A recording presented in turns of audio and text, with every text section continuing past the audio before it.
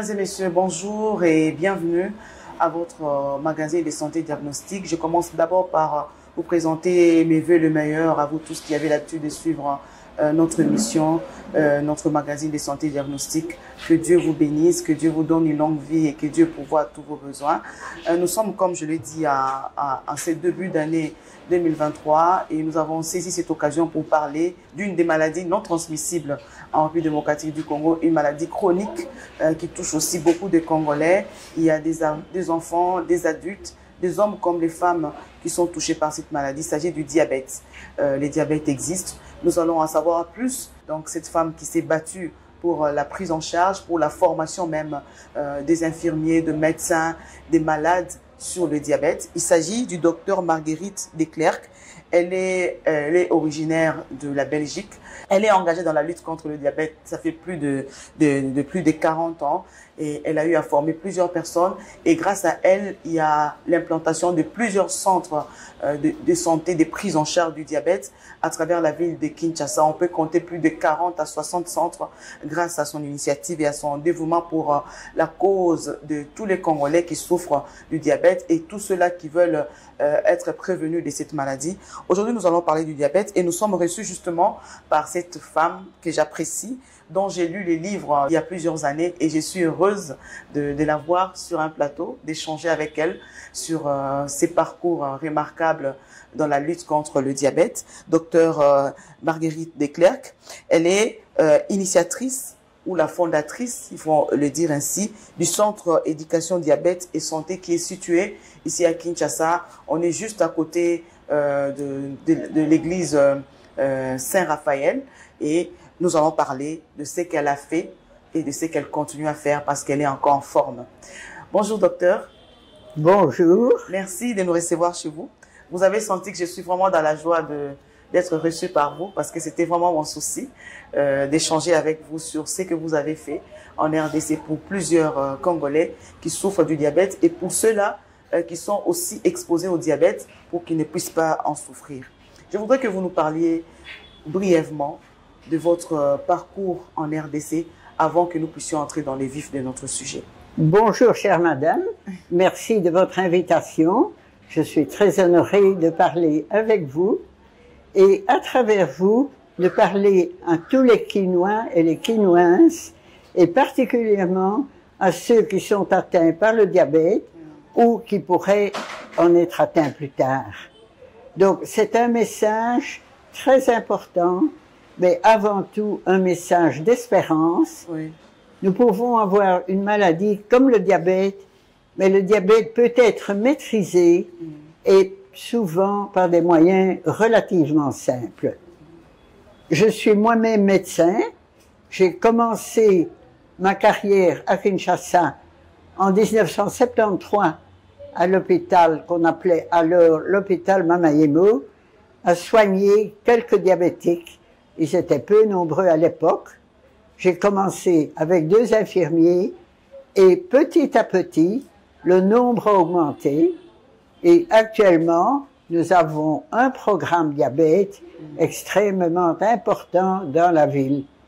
Ouais. Mais il y a encore beaucoup à faire.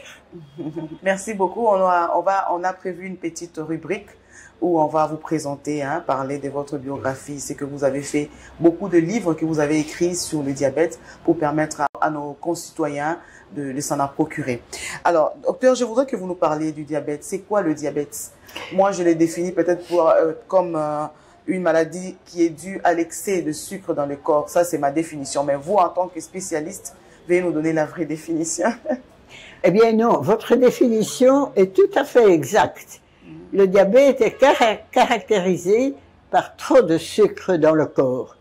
On appelle ça d'un mot un peu savant, mais que nos malades connaissent, c'est l'hyperglycémie. Cette hyperglycémie doit être de longue durée. Un jour en passant un sucre élevé ne suffit pas. De longue durée et qui doit persister, mais qu'on peut traiter par des médicaments et par un régime. Donc, quand on a trop de sucre dans le sang, ça se manifeste. Comment? On a la bouche sèche, on a soif, On boit tout le temps. On doit tout le temps uriner, aller faire pipi, même si on n'a rien de spécial. On a la peau sèche. On se sent malade. Et tout cela fait penser qu'on a peut-être un diabète. Et en effet, on constate que la glycémie est trop élevée. C'est exactement le diagnostic du diabète. Ok. Et il est causé par quoi, le diabète? La cause, ou plus exactement, les causes sont très, très, très multiples. C'est au fond une maladie à beaucoup de causes différentes. En gros, un organe que nous appelons le pancréas ne fonctionne pas bien. C'est lui qui produit une hormone, donc un produit qui fait baisser la glycémie dans le sang, et cette hormone, on l'appelle l'insuline. Alors, chez certains, le pancréas est tout à fait abîmé, détruit, et il faut de l'insuline pour vivre. C'est le cas souvent des jeunes et des enfants. Chez d'autres, le pancréas ne fonctionne pas bien, pas beaucoup, ou bien l'organisme résiste contre cette action, et ça c'est le diabète des adultes, qu'on appelle le diabète de type 2. Et ce diabète, donc, est caractérisé par un pancréas paresseux et un organisme qui utilise mal cette insuline, parce que les muscles sont souvent pris dans la graisse. Ça veut dire que beaucoup d'obèses vont être diabétiques. Parlez-nous alors des complications du diabète, parce qu'il y en a beaucoup. Nous apprenons que un diabétique peut devenir, pour un homme, un diabétique peut souffrir de l'insuffisance impuissante sexuelle, peut avoir l'insuffisance rénale, peut avoir un problème cardiaque. Il y a beaucoup de complications dues au diabète. Si vous pouvez nous en parler. Donc, le diabète, par l'hyperglycémie, atteint tous les organes. C'est ça le problème. Maintenant, il y a d'abord les complications qui se produisent vite, qu'on appelle aiguës. La principale, quand la glycémie est trop élevée, nous appelons ça l'hyperglycémie. Donc, le malade, il a soif, il a la bouche sèche, il urine tout le temps, il maigrit, il a la peau sèche, il est fatigué. Ça, c'est la complication aiguë, l'hyperglycémie, et si elle n'est pas traitée, ça devient ce qu'on appelle l'acidocétose, c'est-à-dire que l'organisme fonctionne avec des produits toxiques et le commun. Il y a aussi une complication aiguë qui n'est pas la complication du diabète, mais du traitement du diabète, c'est quand la glycémie est trop basse, c'est l'hypoglycémie, il faut redonner du sucre à l'organisme, et alors l'organisme reprend vie. Mais ça peut aussi donner des complications, on peut perdre la conscience, on peut tomber en coma, mais généralement les gens auront la peau humide, la bouche humide, ils ne vont pas maigrir, et cette complication se présente vite, mais uniquement chez des gens qui sont traités par des médicaments. Par contre, les complications de longue durée atteignent le corps entier. Pourquoi? Parce que l'hyperglycémie cause des troubles au niveau de tous les nerfs. Donc les nerfs qui transportent notre sensation, de toutes les artères, et les artérioles, les petites artères. Or, comme nous avons des nerfs partout et des artères partout, eh bien, il y aura des complications partout. Celles-là sont chroniques. Elles ne commencent pas tout de suite, c'est lentement qu'elles se produisent. On va les voir au niveau des yeux, au niveau des reins, au niveau du sexe, surtout pour l'homme, il sera impuissant par exemple, et au niveau des pieds. Et les pieds, j'aime autant vous dire que c'est très souvent une complication sérieuse du diabète. Ok. Est-ce qu'il y a moyen, avant que nous puissions parler vraiment de la prise en charge du diabète, est-ce qu'il y a moyen, en cas de complications, qu'on puisse remédier à la situation? C'est-à-dire, une personne qui a un problème d'impuissance sexuelle dû au diabète, est-ce qu'il y a des produits pour que la personne redevienne normale ou bien c'est irréversible? Ce n'est pas irréversible. Il faut dire que toutes ces complications, la première chose à faire, c'est supprimer ce qui cause la toxicité dans les reins, dans le cœur, dans les vaisseaux, dans les nerfs. Donc, c'est ramener la glycémie à la normale. Et généralement, quand on ramène la glycémie à la normale, les symptômes améliorent. Il est évident que si on a gardé un diabète trop longtemps, que ce diabète a fait du tort trop longtemps aux reins, il y a des choses qui ne vont pas améliorer. Donc le secret, c'est de, dès qu'on sait qu'on est diabétique, immédiatement on soigne par le régime, par la façon de vivre, par les médicaments. Et si vous soignez bien votre diabète, il est prouvé qu'on peut mener une vie quasi normale. Donc la réponse générale, si vous savez que vous êtes diabétique, mettez-vous en traitement le plus vite possible, le mieux possible. Et si vous ne l'avez pas fait et que vous avez des complications, même message, le plus vite possible, se traiter le mieux possible. Et pour la prévention du diabète, comment prévenir le diabète? Dans le diabète, nous savons qu'il y a beaucoup de facteurs de risque. Les facteurs de risque qu'on ne peut pas changer, c'est évidemment l'hérédité. Si vos parents ou vos grands-parents sont diabétiques, il y a beaucoup plus d'exposition au diabète. Ouais. Il y a certaines races, les Congolais ne sont pas particulièrement touchés, mais par exemple, des gens d'Arabie Saoudite, etc., il y a plus de diabète chez eux. Il y a certains facteurs héréditaires plus rares que je ne vais pas citer ici. Mais il y a ce qu'on peut éviter, les facteurs de risque évitables. Et le principal, c'est certainement l'excès de poids. Une personne obèse, trop grosse, a beaucoup plus de risque de devenir diabète que quelqu'un qui est mince, qui a un poids normal. Et ça, le message principal, devenir trop gros, devenir obèse, c'est la porte ouverte à beaucoup de maladies. Le diabète, l'hypertension, les arthroses, on veut devenir, donc, garder un poids normal. Le manque d'exercice physique est aussi un facteur de risque. La nourriture inadaptée, pas tellement le sucre, mais simplement manger trop, manger plus que vous ne consommez. Tout ça sont des facteurs de risque. Il y a certains médicaments.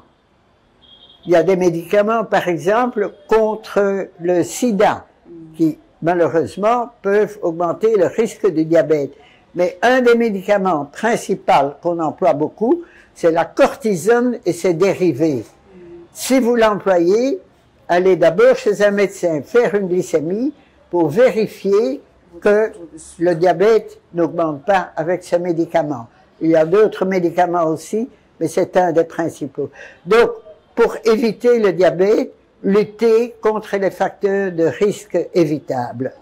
Défini comme une maladie chronique qui se déclare lorsque le pancréas ne produit pas suffisamment d'insuline, le diabète attaque aujourd'hui près de 14% de la population congolaise, selon les statistiques du ministère de la Santé. Les enfants comme les adultes en souffrent. Le diabète est favorisé par une prédisposition génétique. Le diabète du type 1 survient suite à une réaction anormale du système immunitaire. Quant au diabète du type 2, il est essentiellement lié au mode de vie, surpoids, sédentarité, hypertension artérielle et j'en passe. On peut aussi hériter du diabète de ses parents ou arrière-parents. Un diabétique peut lui-même se prendre en charge lorsqu'il suit les enseignements d'un spécialiste. Nous sommes au centre éducation, diabète et santé, situé sur le boulevard Lumumba, non loin de la paroisse Saint-Raphaël, dans la commune de Limete. Ce centre assure une formation continue de médecins, infirmiers, pères éducateurs et des malades. Pour les patients, ils apprennent notamment l'existence de la maladie, la maîtrise de la maladie, la prise soi-même des médicaments, la surveillance du poids, l'exercice physique et l'alimentation équilibrée. Une formation dispensée gratuitement à l'initiative de Marguerite Declercq, médecin spécialiste en diabète, religieuse de vocation. Dr Declercq est originaire de la Belgique. Elle vit en République démocratique du Congo depuis 1955. Et c'est depuis 1973 qu'elle est engagée dans la lutte contre le diabète en RDC. Grâce à sa bravoure, elle a mis sur pied 50 à 60 centres de prise en charge de diabète à travers la ville de Kinshasa. Elle s'est battue également pour la création du programme national de lutte contre le diabète en République démocratique du Congo. Je vis bien avec mon diabète. J'ai commencé le diabète, j'avais 14 ans et j'étais en 6e primaire. Et aujourd'hui, je suis graduée en sciences infirmières. Je vis bien avec le diabète, je vis normalement comme tout le monde. Bon, je mange tout. Je sais quoi manger, quand manger et comment manger. Voilà, c'est ce que j'apprends aussi à d'autres diabétiques. Et j'étais à Yamoussoukro, il y avait de jeunes leaders un peu partout et je représentais la RDC. J'ai un diabète équilibré. Je m'implique depuis 10 ans. Je fais la glycémie seule. S'il y a à modifier quelques doses quand j'ai l'hyperglycémie, j'appelle le médecin et puis j'essaie de modifier. Et je note dans mon carnet. Les enfants qui prennent souvent les sucrés à l'école peuvent faire à la longue, après 40 ans, ils peuvent faire le diabète. Donc il faut vraiment que les enfants s'abstiennent du sucré, de la boisson sucrée, la prendre à des occasions comme des fêtes, comme vous l'avez dit. Mais j'ai dit qu'un des facteurs de risque était une alimentation inadéquate. Hein? Ça veut dire qu'il n'est pas adapté à votre activité. Il est clair que si un monsieur est pousseur de pousse-pousse toute la journée, il peut boire des sucrés, il n'y a pas de problème, il en a besoin. Okay.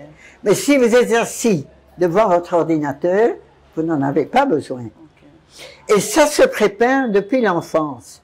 Un enfant n'a pas besoin de 1 ou 2 sucrés tous les jours. Il a besoin d'eau, il a besoin de fruits, il a besoin de légumes, il a besoin d'une alimentation équilibrée dont nous allons parler tout de suite. Oui. Donc, depuis l'enfance, vous préparez la lutte contre le diabète. Si de l'enfance, vous mangez raisonnablement bien, vous serez un poids normal étant adulte.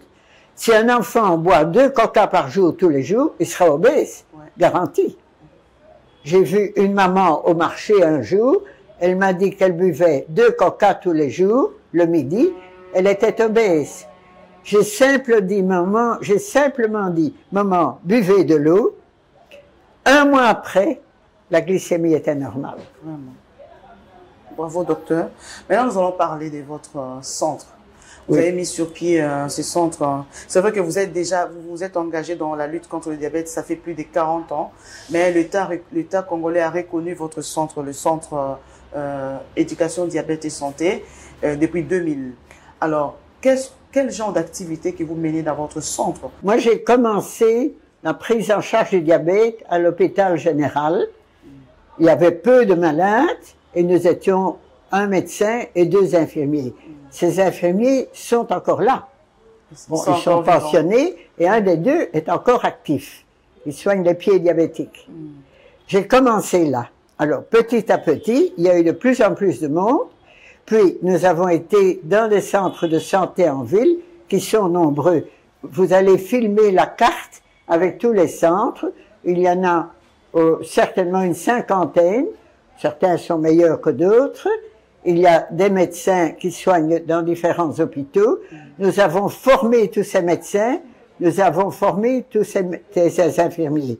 Et encore maintenant, chaque année, il y a un cours pour les médecins et les infirmiers qui soignent le diabète, qui se tient le 1er samedi du mois à la salle Fatima.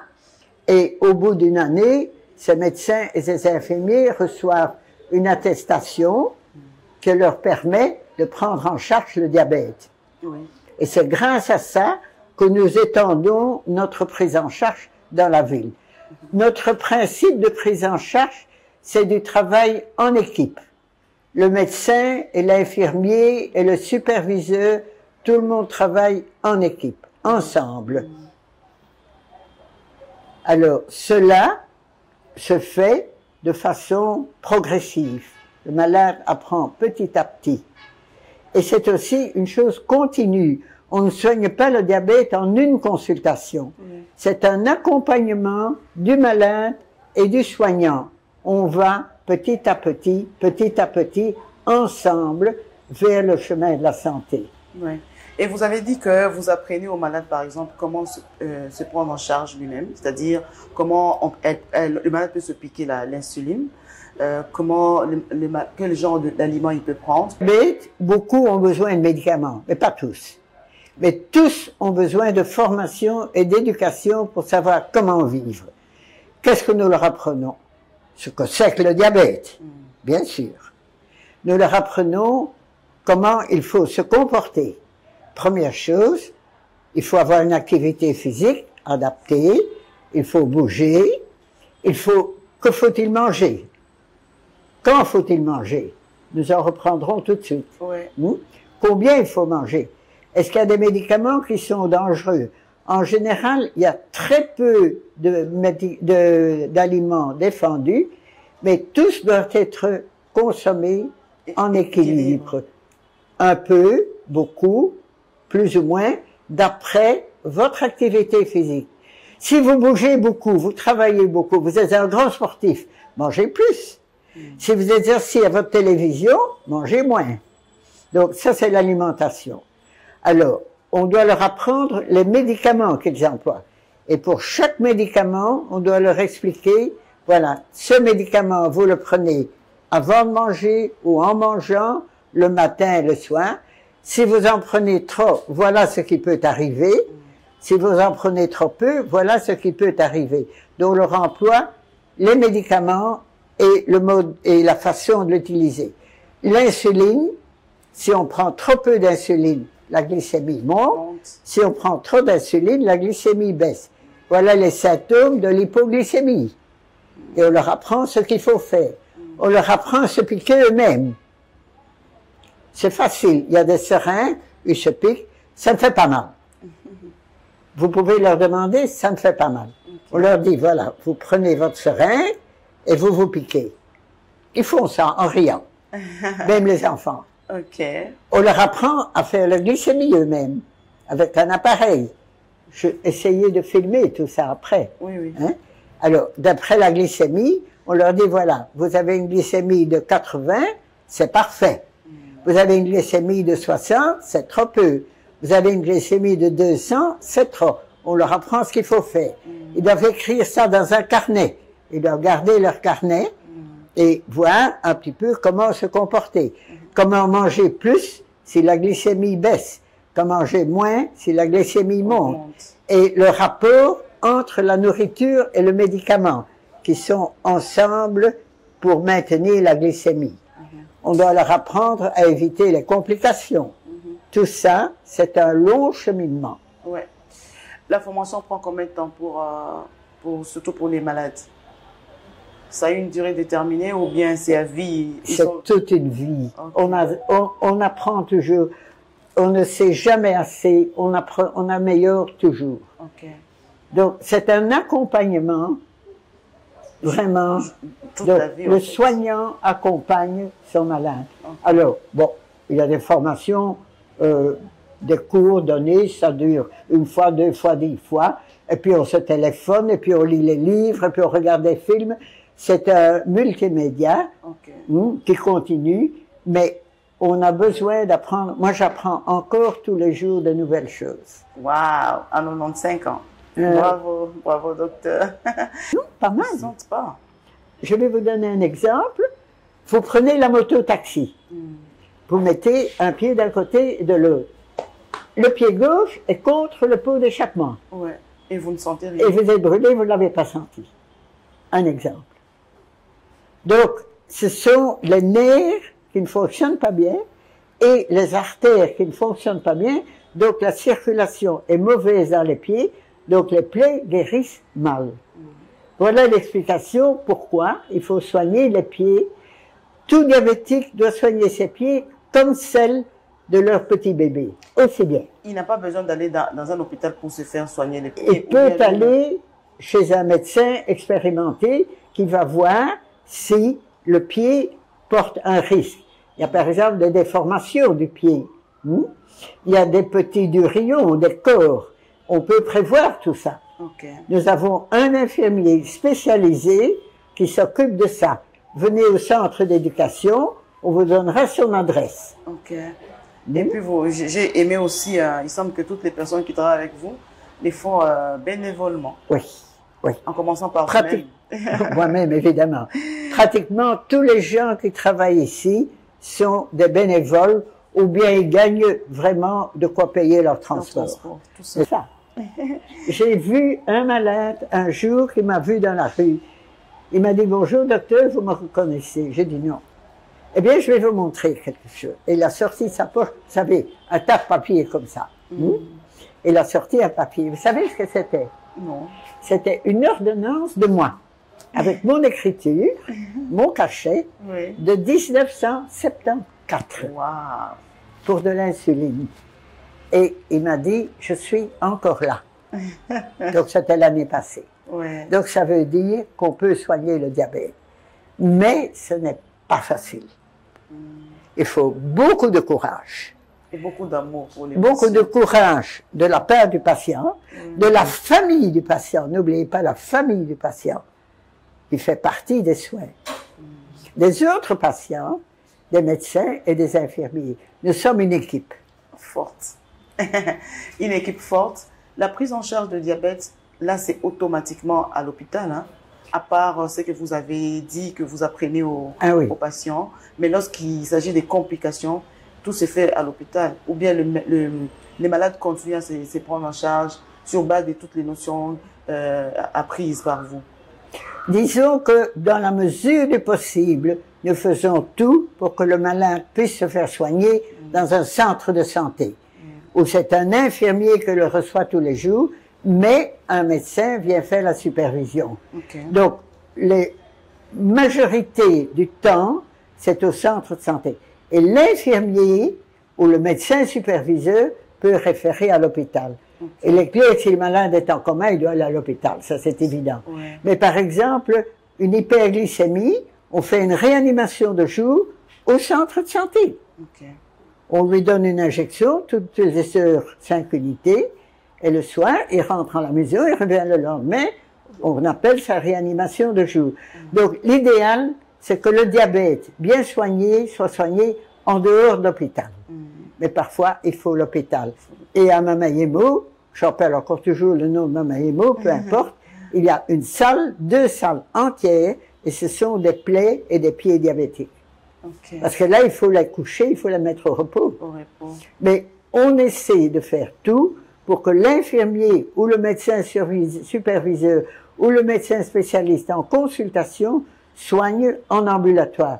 Ça coûte moins cher aux malades, moins cher à l'hôpital, moins cher à tout le monde. Et les examens de laboratoire, il n'en faut pas beaucoup. Et des médicaments, il en faut, mais pas beaucoup. Tout l'art est de soigner avec le minimum indispensable. En cas d'une amputation, par exemple. Il est clair que quelqu'un qui est amputé d'une jambe, il faut surveiller l'autre jambe. Mais pas les mains. Les mains, c'est dans la lèpre. Les mains. Ce sont les jambes. Oui. Mais quelqu'un qui a une amputation d'une jambe, il faut faire très attention à l'autre. Et quand est-ce qu'on décide d'amputer? Le plus tard possible et le moins possible. Et je dois dire que le médecin qui travaille à l'hôpital général actuellement arrive à sauver énormément de pieds par la patience et par des soins attentifs. Ça dure longtemps. Des soins très attentifs, des pansements bien faits, avec des médicaments tout simples. Et il arrive à sauver beaucoup de pieds. Les amputations, c'est devenu très rare. Et ça arrive encore quand les gens arrivent trop tard, évidemment. S'ils arrivent avec une gangrène, c'est trop tard. S'ils arrivent avec une petite plaie, on va sauver leurs pieds. Merci beaucoup, docteur. Vous avez un dernier mot. Nous sommes pratiquement à la fin de notre émission. Je suis satisfaite, mais j'ai oublié un truc. J'ai oublié de présenter aux téléspectateurs ces différents ouvrages que vous avez écrits, que les gens peuvent acheter et à des prix vraiment dérisoires, 4 000 francs, 5 000 francs.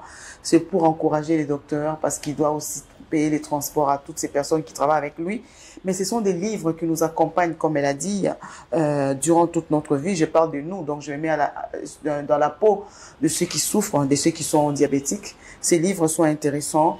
N'hésitez pas de les avoir, ça va vous aider. Il y a même des livres pour enfants. Nous avons dit tantôt qu'il y a aussi des enfants qui sont exposés au diabète. Lorsqu'ils ont commencé à prendre tôt la boisson sucrée, chaque jour, nous les parents, nous mettons dans la trousse des enfants une bouteille de sucré. Nous nous rendons pas compte que nous préparons leur tombe. Donc, c'est important que nous puissions lire tous ces ouvrages. Ça nous permet de vivre longtemps. Voilà. De vivre longtemps en bonne santé. En bonne santé. Je ne l'ai pas dit à l'introduction, qu'elle n'est pas seulement médecin, elle est bonne sœur. Je suis religieuse des Sœurs Notre-Dame. Voilà. Donc, c'est une servante de Dieu. Voilà pourquoi Dieu lui donne encore une longue vie. Merci, docteur Marguerite Declercq. Voilà. Je rappelle que vous êtes médecin, spécialiste en diabète. Donc, vous luttez contre le diabète, ça fait plus de 40 ans. Oui. Vous êtes en RDC depuis 1973. Non, je suis en RDC depuis 1955. Ah, 55. Mais vous êtes engagé dans le diabète depuis 1973. Donc, vous êtes en RDC depuis 1955. Vous êtes congolaise alors? Nazalimo Namboka. Oui. Non, je ne suis pas congolaise, mais j'aime bien les Congolais. Vous n'êtes pas congolaise, mais vous aimez bien les Congolais. Oui. Et vous avez beaucoup contribué à la santé des Congolais. J'ai essayé. Plus heureuse parce que j'avais toujours voulu faire une émission avec vous. Et, bien, voilà. Et je vous ai lu avant même que je ne sois journaliste. Et merci beaucoup et merci à vous, chers téléspectateurs, de nous avoir suivis avec beaucoup d'attention. N'hésitez pas à déposer des questions. S'il y en a beaucoup, nous reviendrons auprès du docteur pour qu'elle réponde à toutes vos préoccupations. Et nous disons merci à l'équipe technique. Voilà.